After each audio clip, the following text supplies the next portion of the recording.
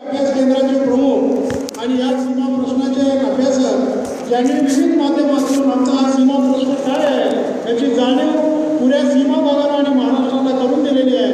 ते प्राध्यापक दीपक पवार यांनी आपले विचार व्यक्त करावेत अशी त्यांना विनंती करतो.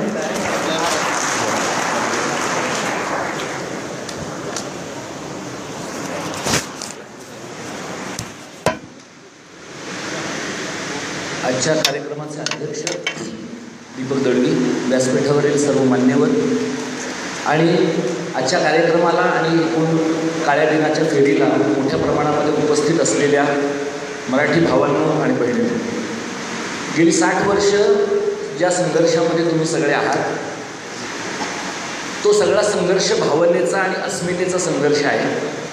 पण आत्ता मी ज्या क्षणी तुमच्यासमोर उभा आहे त्यावेळेला दुपारचे 2 वाजलेले आहेत आणि त्यामुळे अनेक महिलांच्या मनामध्ये आता घरच्या स्वयंपाकाचं काय करायचं असा विचार आलेला असेल. अनेकांच्या चालून चालून पोटात भूक पडलेली असेल आणि सैन्य पोटावर चालतं, फक्त अस्मितेवर चालत नाही. त्यामुळे तुमच्या पोटाची फार परीक्षा न पाहता मी तुमच्यापुढे सीमाप्रश्नांच्याबद्दल बोलणार आहे. आज या संपूर्ण काळ्या दिनाच्या फेरीमध्ये सहभागी होण्याचा आनंददायी क्षण माझ्यासोबत होता. आनंददायी या दृष्टीनं की प्रचंड मोठ्या प्रमाणात लोकांची ताकद इथं मी पाहिली. 60 वर्षाच्या दडपशाहीनंतर आणि 60 वर्षे उरावर बसलेला परका इथे असल्यानंतर सुद्धा तरुण पिढीतल्या माणसांना संघर्ष करावासा वाटतो आणि फक्त सोशल मीडियामध्ये फॉरवर्ड न पाठवता प्रत्यक्षात रस्त्यावर तरुण मुलं येतात. मला असं वाटतं की सीमा लढा हा जिवंत असल्याची याच्यापेक्षा काही वेगळी खूण असू शकत नाही. 2 गोष्टी या संपूर्ण रॅलीमध्ये मी पाहिल्या. त्यातला एक उल्लेख असा होता की ही आमची 4G आहे. 4G म्हणजे 4थी जनरेशन आहे लढ्यातली. आणि तुम्हाला माहिती आहे जे लोक स्मार्टफोन वापरतात 2G आणि 3Gपेक्षा 4G जास्त वेगवान आहे. त्यामुळे आधीच्या पिढीच्यापेक्षा ही तरुण पिढी जास्त वेगवान आहे आणि त्यामुळे या तरुण पिढीला जास्त वेगाने रिझल्ट पण हवा आहे. आणि म्हणून या तरुण पिढीच्या सहनशीलतेची फार काळ परीक्षा आपल्याला पाहता येईल असं मला वाटत नाही. आणि या मुलांच्या आत्तापर्यंत सनदशीलपणे चाललेल्या आंदोलनाचं हेच रूप आपल्याला जर कायम ठेवायचं असेल तर या मुलांना तातडीने यश मिळण्याची गरज आहे असं मला वाटतं. या संपूर्ण कार्यक्रमामध्ये ज्येष्ठ मंडळींच्यापासून तरुण मंडळींच्यापर्यंत मोठ्या प्रमाणात लोक दिसतात आणि जसे आपले लोक खूप मोठ्या प्रमाणामध्ये दिसतात तसं सुरक्षिततेची काळजी घेण्यासाठी कर्नाटक शासनानं मोठ्या प्रमाणात पोलीससुद्धा आपल्या अवतीभोवती ठेवलेले दिसतात. ते पोलीससुद्धा बिचारे आपल्यासारखेच उपाशी राहत असण्याची शक्यता आहे. आणि जर पोलिसांमधली मंडळी त्यांच्या वरिष्ठांना रिपोर्ट पाठवत असतील आणि नक्कीच पाठवत असतील तर दरवर्षी त्यांना ह्या रिपोर्टमधनं लोकेच्छा म्हणजे काय असतं आणि या समाजातल्या माणसांना महाराष्ट्रात जायचं आहे म्हणजे का जायचं आहे याचं मला वाटतं केवळ काळा दिन आणि हुतात्मा दिनाच्या कार्यक्रमातून सुद्धा पुन्हा उत्तर मिळण्याची शक्यता आहे. त्याच्यासाठी दरवेळेला निवडणुका जिंकल्या पाहिजेत असं नाही, निवडणुका जिंकल्याच पाहिजे. पण ह्या प्रकारचे सामाजिक आंदोलनांमधनं सुद्धा खूप गोष्टी लोकांच्यापर्यंत जातील असं मला वाटतं. मगाशी मालोजीरावांनी उल्लेख केला 1 मराठा लाख मराठा हे आंदोलन आहे. आता आपल्याला 1 मराठी लाख मराठी असं आंदोलन करायचं आहे. माझी आपल्याला सगळ्यांना विनंती आहे की आज आपण लोकशाही व्यवस्थेमध्ये वेगवेगळ्या अधिकारांच्यासाठी भांडत असतो, संघर्ष करत असतो. माझी आपल्याला विनंती आहे शिवाजी महाराजांच्या आयुष्यातल्या काही गोष्टींकडनं प्रेरणा घेण्याची. शिवाजी महाराजांनी मराठा हा शब्द ज्या मराठी माणसांच्या अर्थाने वापरला त्या अर्थाने आपण आत्ता वापरूया. आणि तुम्ही शिवसेनेचे असाल, रामसेनेचे असाल, बजरंग दलाचे असाल, काँग्रेसचे असाल, राष्ट्रवादीचे असाल, जोपर्यंत हा प्रश्न सुटत नाही तोपर्यंत तुम्हाला दुसरी ओळख नाही. तुमची एकमेव ओळख मराठी माणूस हीच आहे. तुम्ही महाराष्ट्रामध्ये या, महाराष्ट्रामध्ये आल्यानंतर भांड्याला भांडं लागू दे, मग तुमची जी काही भांडणं करायची असतील ती तुम्ही करा. ही भांडणं करणं हे शत्रूच्या अंगणामध्ये करण्याचं काम नाही. सगळी भांडणं करण्यासाठी बिदरपासून कारवारपर्यंतचा परिसर जेव्हा निसंशयपणे महाराष्ट्रात येईल तेव्हा तुम्ही घरातली भांडणं घरात भांडूया, आपण घरातल्या भांडणाने कानडी शत्रू मोठा होईल अशा प्रकारची कोणतीही शक्यता आपण निर्माण करून देता कामा नये. बेळगावच्या महानगरपालिकेचे सगळे नगरसेवक बंधू भगिनी इथं आलेले आहेत. त्यांनी मौन ठेवलेलं आहे आणि त्यांचं मौन बोलकं आहे असं मी मानतो. त्यांच्या मौनातही काही अडचणी आहेत. सर्वसामान्य मराठी माणूस म्हणून मला त्यांच्या अडचणी कळतात. मला फक्त त्यांना अशी विनंती करायची आहे की आजचं तुमचं मौन हे कायमचं राहू देऊ नका. मराठी माणसांना तुमच्या आवाजाची अपेक्षा आहे, तुमच्या बोलण्याची अपेक्षा आहे.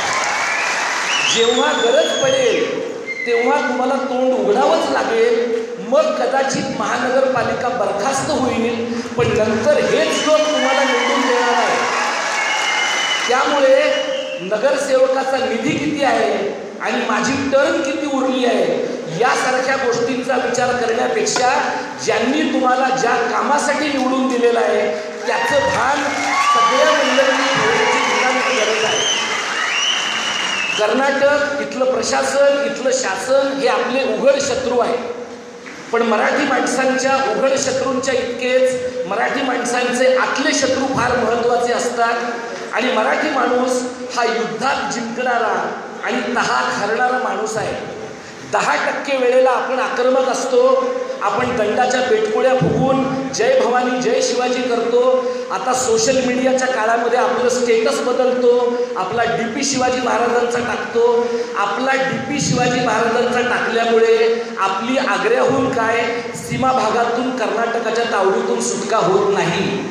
ती सुटका होण्यासाठी शिवाजी महाराजांच्या फोटो इतकेच शिवाजी महाराजांचे गुण आपल्या सगळ्यांच्यामध्ये येण्याची गरज आहे. आणि त्यातला सगळ्यात महत्त्वाचा गुण कायम सावध राहण्याचा गुण आहे.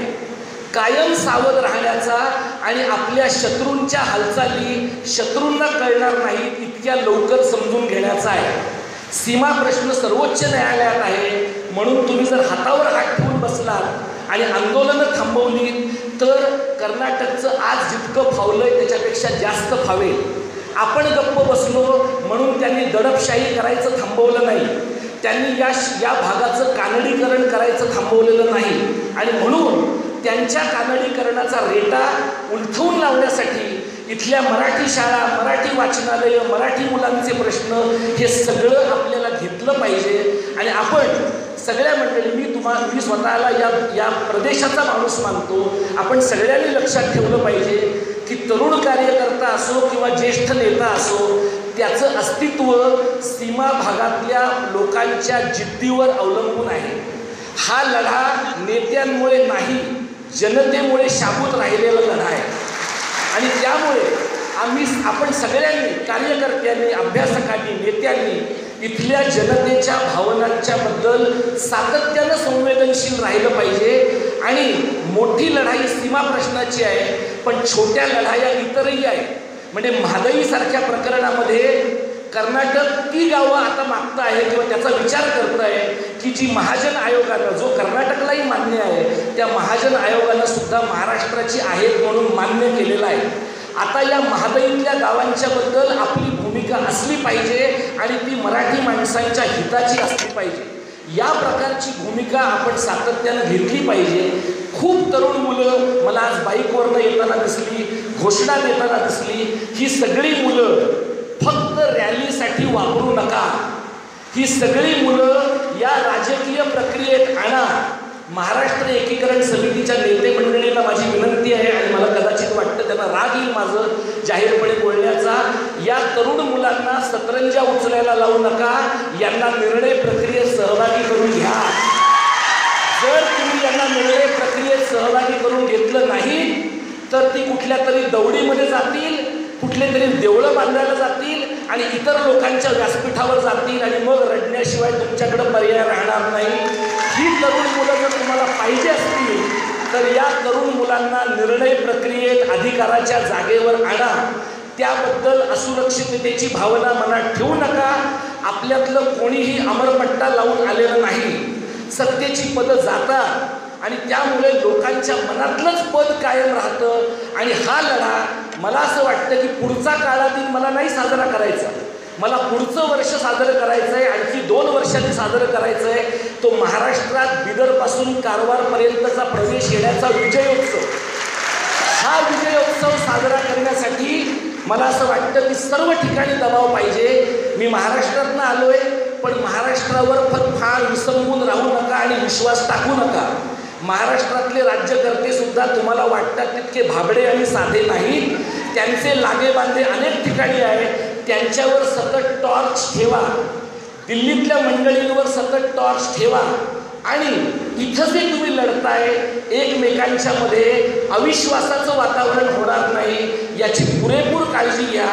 जोपर्यंत आपण एक आहोत तोपर्यंतच आपण लाख आहोत एवढं कायम लक्षात ठेवलं पाहिजे. ही मराठी माणसांची ताकद जर आपण उभी केली तर मला असं वाटतं की काळ्या दिनाच्या या नष्टचर्यातनं आपण बाहेर जाऊ आणि महाराष्ट्रात येण्याचा आनंदोत्सव साजरा करण्याचा आपला मार्ग मोकळा होईल. या सर्व प्रक्रियेसाठी मी आपल्याला शुभेच्छा देतो आणि थांबतो. जय मराठी, जय महाराष्ट्र.